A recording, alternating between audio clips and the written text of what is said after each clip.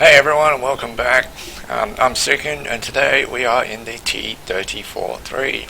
This is the Chinese premium tier 8 medium tank. Now we're here on Himmelsdorf, and we're going to go tracks.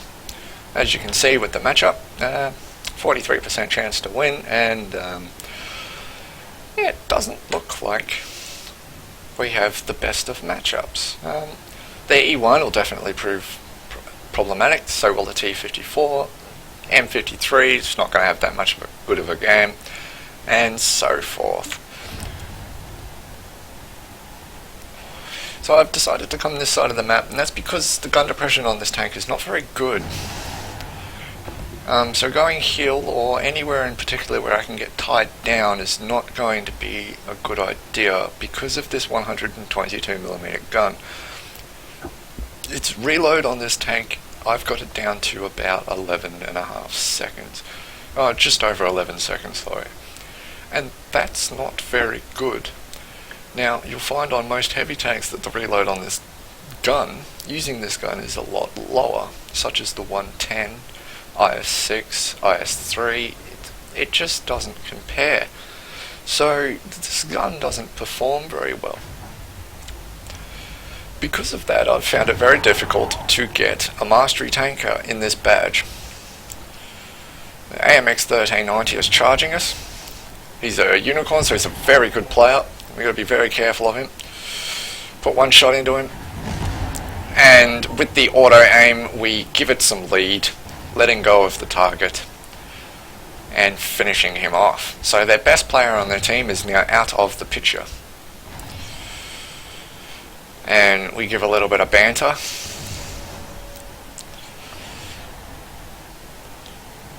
The Borsig in front of us.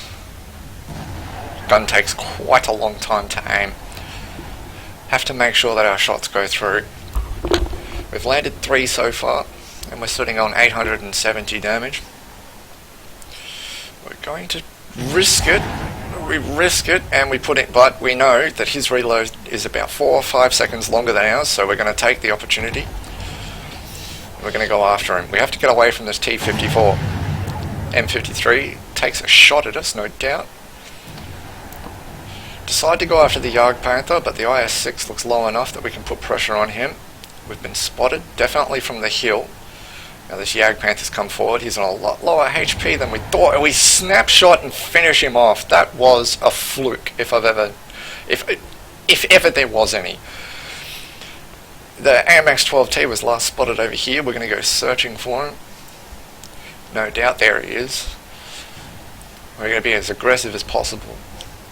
Their flanks are in tatters. This is where we jump. Got a very thin shot on his front track. No dice, so we're going to have to get closer. Well, the movement speed, it's not that great on this tank. To be honest, I prefer using this gun on the T-34-2, the regular Chinese medium tank. But that tank gets into tier 10 games, so that can be a bit disheartening sometimes. Although it does perform better with this gun. It's only because of its speed, so it can engage, hit for a very large amount, and then disengage very quickly. Whereas this tank doesn't have much of a choice. Oh, we couldn't finish him off in one hit, but luckily we set him on fire. Another good thing about this large caliber gun, just seems to have more of a chance of setting someone on fire. You just go right through their tank, shred them like paper. There's the E1. Tank that I said earlier was going to cause a lot of difficulty for me. See if we can... IS-2 lands one into us. I think the artillery did as well. There's an artillery next to us. We only just noticed. Is he going to ram us? He is. Well, he tried. He tried indeed. We did almost 3,000 damage in that game, and it's just showing you how quickly this gun can pile on the damage when you hold back and wait for your opportunity. We sat on the western flank of Himmelsdorf and waited for that moment where we could push through straight up the guts, and it worked out for us, and we picked up quite a few kills and got 3,000 damage. So yeah, that was a pretty good result, but I've had many of those before. Let's take a look at the stats and see how we did. So, here are the stats, and finally picked up that ace tanker. And we got a Pascucci's and a Top Gun to go with it. A couple of ribbons, a couple of pendants as well. We did top on the damage, 2,916, beating out the E50 on 24-22. We also beat out their top tank, and yeah, a tier 8 tank doing the most damage. You know, it has preferential matchmaking for a reason. It has 175 penetration, so you can be excused for thinking that this tank should get into tier 10s. I don't believe it should, but it doesn't have penetration to do it, really. The reload on this gun is horrible, but yeah, it does quite nicely against tier 9s. If they had an E75 on their team, you would have seen just how bad the penetration is on this gun. But its alpha is fun.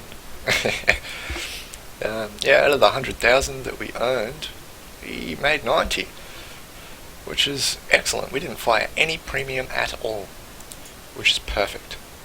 Which is exactly what this tank was designed to do, make money, and it does it very nicely for me. But I have been searching for that ace tanker for a very long time, and I'm so glad to finally have it against this tank's name.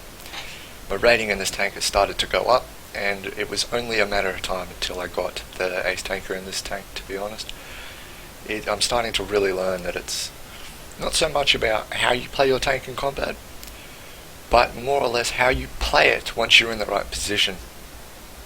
Which is why this tank is considered to be... It doesn't exactly have a high skill cap, but it doesn't have a low skill cap either. You more or less need to know about the map and how to use the map effectively, which I did in that game. My position was strongest where I went, because no gun depression, long reload, need to be able to relocate.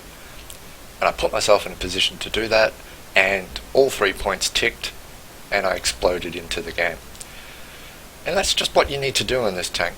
It's as simple as that, but in a lot of... It sounds simple, but it's difficult to do on a lot of other maps. And it could have been a lot worse on that map if the E1 had have come down the flank. If he had have engaged us, we would not have been able to disengage, and the outcome of this game could have been a lot different. But lucky for us, he didn't, and we came out with the strong win. So that was my replay on the T-34-3. If you want to pick up this tank, go for it. I suggest it. It's a fun tank. It still has preferential matchmaking, and it may be removed soon because of that, so you may want to grab it while it's still available. Other than that, if you liked the video, thumbs up. It helps a lot. If you want to see more, subscribe. There'll be more videos coming your way. And yeah, I'll see you next time.